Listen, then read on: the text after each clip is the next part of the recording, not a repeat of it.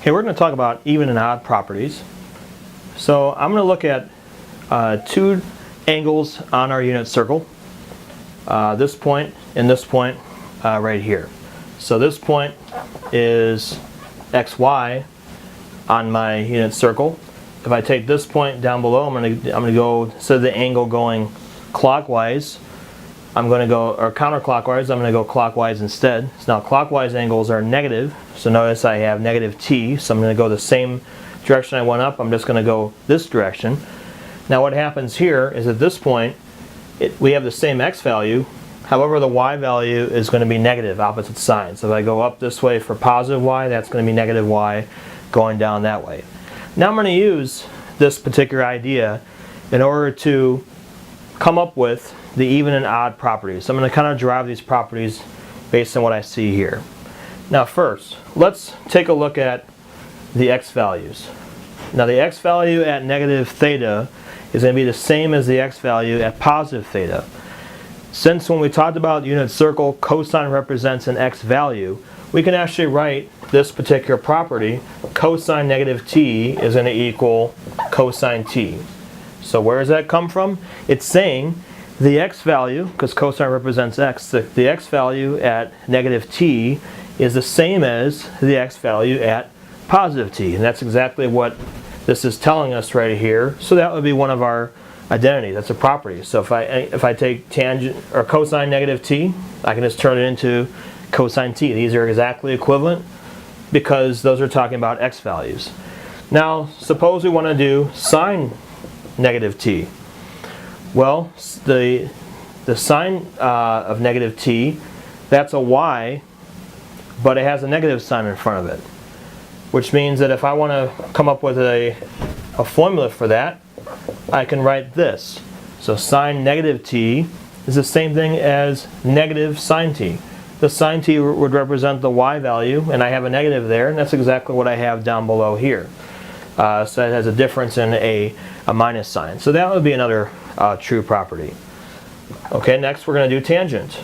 Okay, so tangent negative t. Now tangent is made up of the y value over the x value.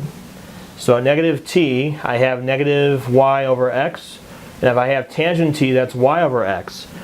So the only difference again is going to be a minus sign. So similar to how we did it for sine, we can say that this is equal to negative tangent negative t, just like that. So this one also has a negative in front. So all those I was able to get from the unit circle from this particular drawing. Now what if we wanted to do this for the other three trig functions? Let's talk about secant. Well, now secant is going to be the reciprocal of cosine, and so the reciprocals are going to have exactly the same signs as the original ones. So for secant, this one's also going to just turn into a secant t. There's no negative or anything in front of that one because we're just taking reciprocals of these, and reciprocals still means that they're going to both remain positive. That's going to be the same for the other ones. So for sine, that's cosecant negative t equals, this one has a negative in front of it, so negative cosecant t. Just like this one, if I take reciprocals, that negative sign is still going to remain, so I still have to put a negative sign in front of that one. Then the last one, we have cotangent. So cotangent negative t is equal to negative cotangent t. That's the same thing because we're taking reciprocals of the tangent, just like that. So these properties that you see here, these are called even and odd properties.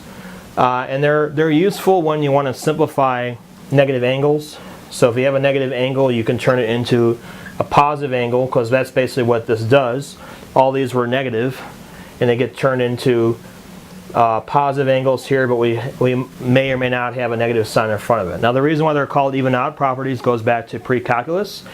In pre-calculus we said that if you put a negative, like a negative x inside something, and you simplify it, you get exactly the same thing you started with, then it's considered even.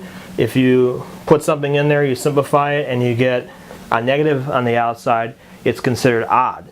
So in this case, cosine is considered an even function, sine and tangent are considered odd functions. Okay, next thing we're going to talk about is periodic properties. Now periodic properties, we have the same similar drawing, but I eliminated the angle we had down below. If I just take a look at that angle right there, I'm at a certain angle, t, and I have my x and y value from the unit circle.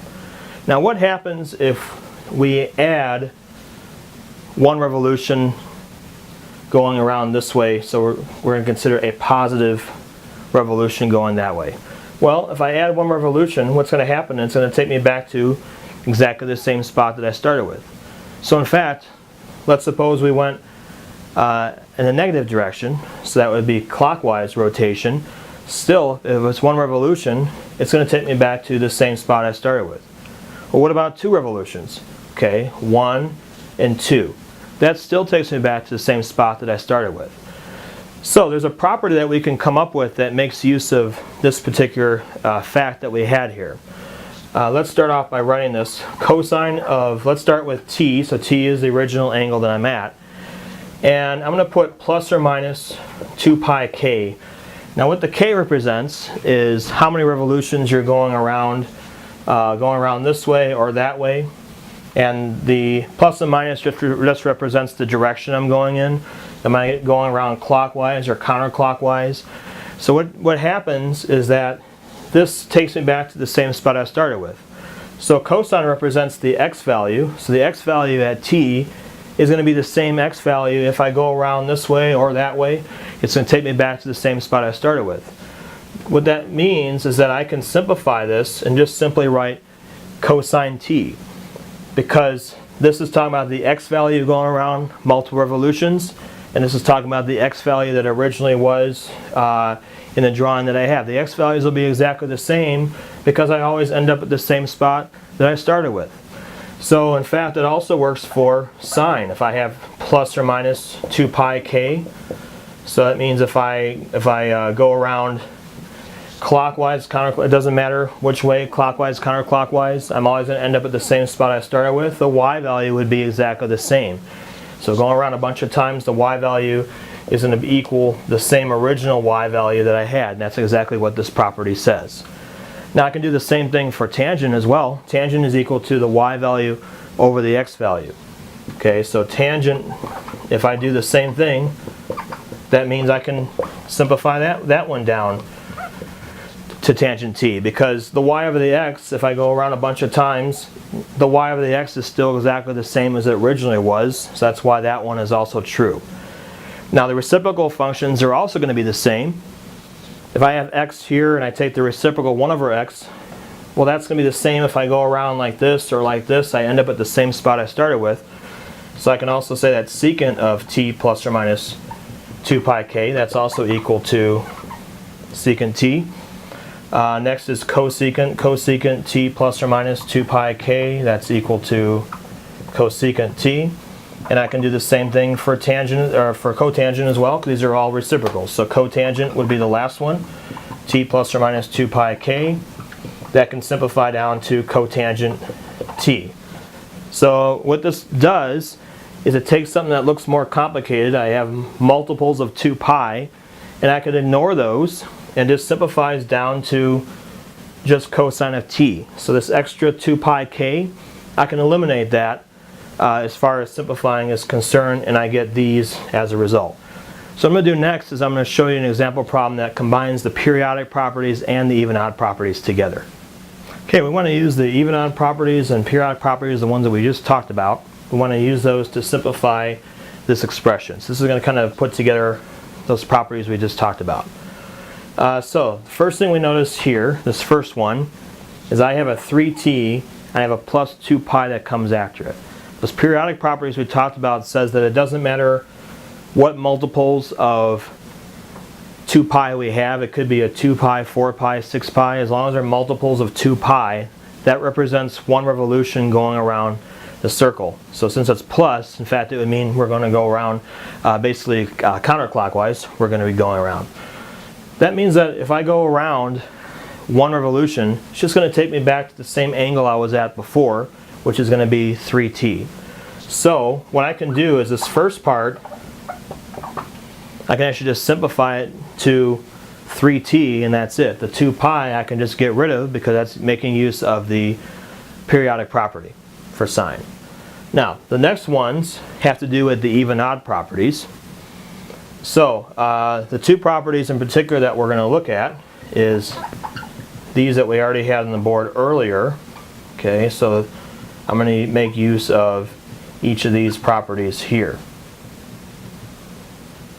Okay, now this first one here, doesn't matter if you have a number in front of the t, that's not going to affect it. These are the base properties that we are going to go back to and use.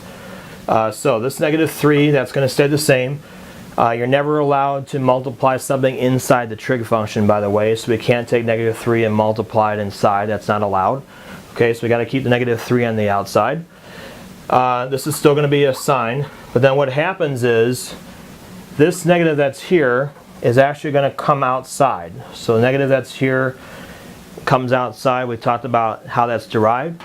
So in fact, because it comes out, what that's going to do, that's going to make this a plus instead of a minus. I'm still going to have a 3t left over. So again, I'm using this property right here that says that sine -t, it'll just happen that a negative sign happens to come out front, and it'll make that a positive. Now let's look at the one for cosine. Now cosine, if I have a negative inside, the property says that I can actually eliminate that negative completely, and it's going to change into cosine t. So again, earlier we derived that when we talked about the even out properties, why that works. So this one, in fact, what I can do is just rewrite it as cosine. Let me just make this more neater so you can see that. Cosine of positive 2t. The negative sign goes away, and again, it's because of this property right here. So now my problem has turned into this. Now there's still a little bit more that I can do with that. These two are considered like terms because they're both sine and they both have the same thing inside. Now if this was sine and that was cosine, I couldn't do anything with that. If that was sine 3t and sine 1t or something like that, I couldn't do anything with those either. In order to add these together, they have to have the exact trig function and the exact same thing inside. So because this is a like term, a sine 3t, and this is sine 3t, I have 3 of them. I'm subtracting 2. That's going to leave me with 1 left over. You can kind of think of this as a negative 2x plus 3x. If I simplify that, I'll just get a 1x. Same idea here, except instead of an x, I'll have sine 3t. So 3 minus 2 gives me a 1 sine of 3t, just like that. So that's that one. Then I have plus cosine 2t, and that's left over. I just bring that down. Again, these are not like terms because they're not the same trig function and not the same number inside. That's as far as I can go with my answer. By making use of those properties, this whole thing here was able to be simplified down to this right here.